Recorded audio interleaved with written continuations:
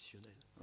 Alors pourquoi ça ne marche pas, dans le fond, tous ces outils bon, il y aurait évidemment beaucoup de points ici à prendre en compte, mais je voudrais revenir juste sur, là aussi, un peu d'histoire. Pourquoi ça a marché? Pourquoi ça a marché quand même?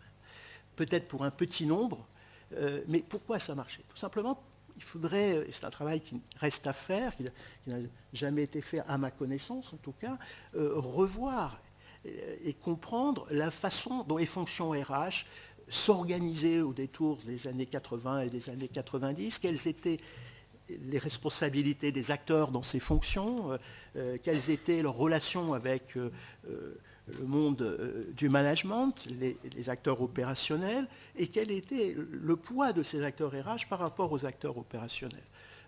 Il est clair que on est passé d'un monde où les gens étaient gérés, plus ou moins bien, mais gérés, ça veut dire qu'il y avait des gens dont la responsabilité était d'aider les salariés à se positionner dans les organisations en fonction des besoins de l'entreprise et qui avait autorité pour procéder à des arbitrages avec le management. C'est-à-dire qu'il y avait des acteurs décisionnaires, peut-être pas dans toutes les organisations, mais dans beaucoup d'entre elles. Les fonctions RH étaient positionnées avec un tout autre niveau de pouvoir sur la prise de décision que ce n'est le cas aujourd'hui. Aujourd'hui, qu'est-ce qu'on trouve? On trouve beaucoup plus d'acteurs RH qui gèrent beaucoup plus de processus, qui rendent beaucoup plus de comptes, mais quand un salarié va les voir pour leur dire « qu'est-ce que je peux faire, comment vous pouvez m'aider ?» la réponse est quelqu'un est en train de faire le geste dans la salle. Ouais, je vais en parler. Voilà.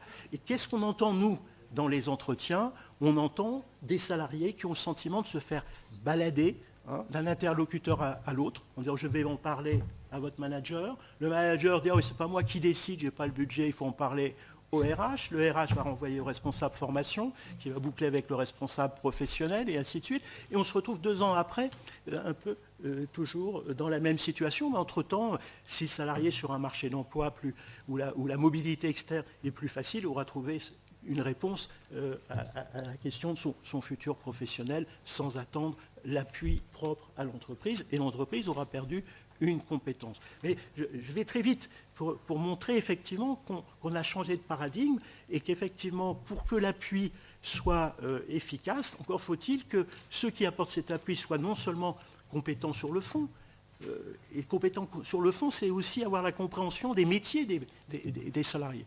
Je suis frappé aussi, en faisant ces études sur le terrain, de voir que beaucoup de ceux qui sont amenés à conseiller les salariés n'ont qu'une connaissance approximative, lointaine, voire abstraite, des emplois que ces salariés occupent. Et les salariés, évidemment, l'entendent tout de suite, le comprennent. Ils se disent comment cette personne qui ne connaît pas mon métier peut m'être professionnellement utile dans une réflexion sur mon évolution professionnelle. Donc on tourne en rond, et on n'avance pas, et dans le fond, le salarié souvent finit par prendre en charge son destin pour trouver la bonne solution, et dans un espace où l'identité professionnelle est tout à fait déterminante. Donc voilà quelques raisons pour lesquelles ça ne marche pas.